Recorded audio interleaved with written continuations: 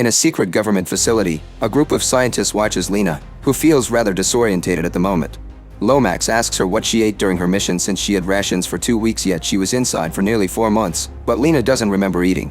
Then Lomax asks about her teammates, but Lena doesn't remember how they died either. Since Lomax insists she should share what she does know, Lena decides to start from the beginning. Almost 2 years before Lena's mission, a meteor falls on the southern coast of the USA, crashing into a lighthouse and leaving a glowing mist surrounding it. Meanwhile, Lena works as a biology professor at the university. One day after class, fellow professor Daniel asks her to come over to his place for a barbecue with his family on Saturday, but Lena claims to have plans. Daniel points out it's been a year since her husband went missing and that she's allowed to move on, but she ignores him.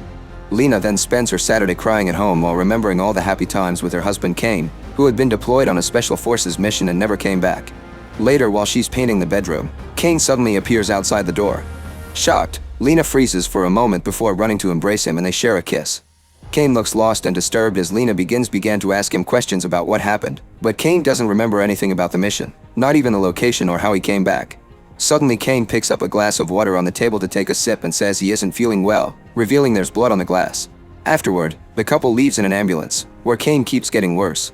As Lena yells at the paramedics to do something, a bunch of black SUVs surround the ambulance and force it to stop. Then government agents force Lena out. She yells and struggles against the kidnapping, but she immediately gets sedated while Kane fails to get the attention he needs. Sometime later, Lena wakes up in the secret facility, coughing out the after effects of the sedative. A psychologist known as Ventress tries to check on her, but Lena is more worried about her husband. After pointing out that Lena had been in the military before becoming a professor, Ventress asks Lena how much she knows about Kane's secret mission, but Lena swears she knows nothing and that he never contacted her while he was away. Then Ventress informs her Kane's also in the facility, but he's extremely sick and has been diagnosed with multiple organ failure plus massive internal bleeding. She takes Lena outside the facility and shows her a huge glowing wall surrounding the nearby area as she explains it has been expanding from the crash site for the past 3 years and they call it the shimmer. The first person to investigate it was a warden, but he never returned. Afterward, the government got drones animals, and people were sent to check it out as well, but once again nobody returned. Kane had been part of the team sent into the shimmer and to this day he's the only survivor. Next, Lena goes to visit Kane, who is unconscious and kept alive by machines. Watching him makes Lena remember a time before Kane left. They had been on the bad talking, laughing, and being overall affectionate, but Lena had been worried because the mission was more secretive than usual. Ventress wonders if Lena wants to go home, but Lena says she wants to stay with her husband. Later in the evening, Lena watches the shimmer and is approached by paramedic Anya, who explains Lena isn't alone in feeling lost and introduces her to the other scientist girls that are also working on this case, physicist Roddick and geomorphologist Shepard. The girls share the work they've been doing here for months, then they explain that in 6 days they'll enter the shimmer to investigate together with Ventress. Their current theories say that the people there either got killed by something or they went crazy and killed each other. They know only one person has survived so far, but Lena doesn't tell them it's her husband. Later, Lena visits Kane and tells him she knows why he took the mission and that she'll do the right thing to help him.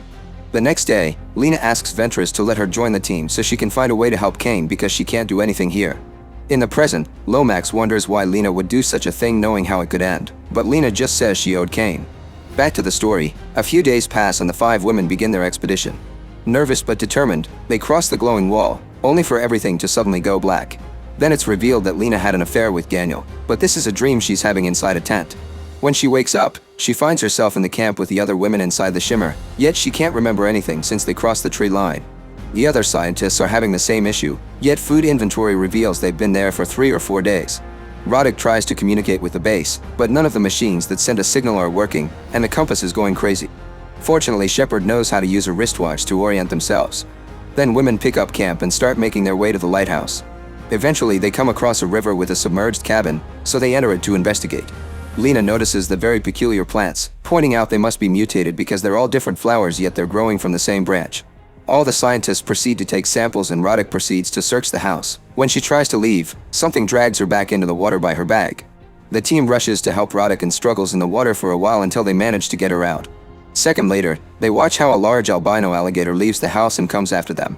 The scientists panic and shoot blindly, but Lena remembers her years in the army and keeps calm, proceeding to shoot the alligator properly until it's dead. Then they inspect the animal up close and while taking samples, Lena confirms the alligator is mutated as well. In the present, Lena explains mutations were subtle at first but they grew more complex the closer they came to the lighthouse. Lomax wonders if it was possible that everything they saw had been hallucinations, but Lena doesn't think it possible since they all saw the same thing. When Lomax calls it nightmarish, Lena corrects him and says it was dreamlike, because many times they could see how beautiful everything the shimmer created was. Back to the story, after lots of walking the team found 2 boats and took them to cross a river. Shepard and Lena chat all the while and Lena shares she used to be in the army. In return, Shepard explains they're all damaged goods, which explains why they'd volunteer for such a mission, since happy people don't do these things. Anya used to be an addict. Roddick hides the scars on her arms because she had self-destruct tendencies. Ventress has no friends or family, and Shepard lost her daughter to leukemia. Sometime later, the team finds the abandoned headquarters of the Southern Reach, now destroyed by the shimmer. Lena notices more mutations on the wall and compares them to tumors before they head inside. On the floor they find the things that belong to the last team sent here, and a list of names indicates the soldiers have been keeping watch. Lena is devastated to see Kane's name on the list but still doesn't tell the truth. After agreeing they should also keep watch, they find a bag that says for those that follow. Inside there's a memory card that Roddick puts in her camera. Then the team watches with horror the recording. Kane and his friends are holding down a soldier while they open his stomach, revealing some kind of living organism. Yet the soldier never yells or complains. The women immediately drop the recording and argue over if it was real or not. Then they keep looking around and find the room where the recording happened, discover the knife still in the water and the wounded soldier stuck on the wall, mutated to the point he's become an overgrown colony of some kind of organism. Some of the scientists don't want to stay in such a creepy place for the night, but they have no choice since it's already too late to keep going. That night, Lena dreams of the day Kane left for his mission, realizes he must have accepted the risk because he knew of her affair. Lena wakes up rather upset and decides to distract herself by looking at the samples she took on her telescope, but the glowing cell she sees only upsets her more. Then Lena goes to see Ventress, who is keeping watch outside. After having seen the recording, Ventress thinks Lena had been right to hide the fact Kane's her husband or nobody would have taken it well.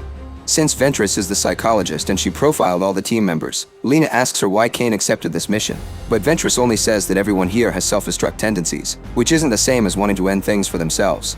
At that moment, they hear a weird noise and when they check with the binoculars, they discover a hole in the fence. Roddick and Anya suddenly join them and explain something that took Shepard while they were sleeping. Then they begin hearing Shepard screaming and they finally notice a fearsome mutated bear taking her into the forest. The next morning, the team discusses how to proceed.